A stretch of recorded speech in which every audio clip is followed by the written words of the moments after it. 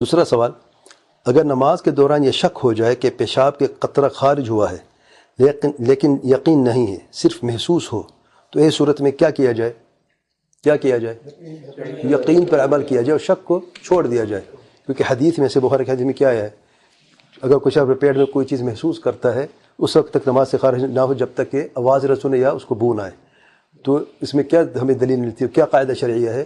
کہ الیقین لا یزول بالشک، یقین کے زوال شک سے نہیں ہوتا۔ اور ایسی صورت میں اگر آپ کو شک ہے کہ قطرہ خارج ہوا کہ نہیں ہوا ہے تو آپ یقین کی طرف جو شک کو چھوڑ دیں۔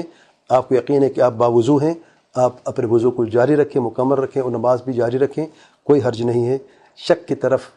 نہیں دیکھا جا سکتا۔ ایک ہوتا ہے وسوسہ، ایک اور چیز بتاؤں میں آپ کو، وسوسے میں کوئی چیز ہوتی نہیں ہے، محض شیطانی وسوسہ ہوتا ہے، اس کو نظر انداز کیا جاتا ہے۔ اس کا طریقہ حدیث میں ہے کہ اس کو پانی چھڑک دے آپ، تاکہ آپ کو اگر کچھ پتہ بھی دیکھے بھی سے بعد میں تو پتہ یہ چلے کہ یہ پانی جو آپ نے چھڑکا ہے کوئی پیشاب کا قطرہ نہیں ہے۔ اور اس کا علاج یہ ہے جیسے میں نے بتایا ہے، الوسواس الخناس کے 2 دروس ہیں ویب سائٹ پہ الحمدللہ۔ اگر کسی بھائی یا بہنوں کو مسئلہ ہے وسوسے کا تو وہ دروس سن لیں، اس میں یہی قاعدہ ہے کہ اس کے اپوزٹ کا ہو جو تمہیں وسوسہ آ رہا ہے، اس کے اپوزٹ کرو، اس کو چھوڑ کے، تب آپ کا آہستہ آہستہ انشاءاللہ مسئلہ حل ہو جائے گا۔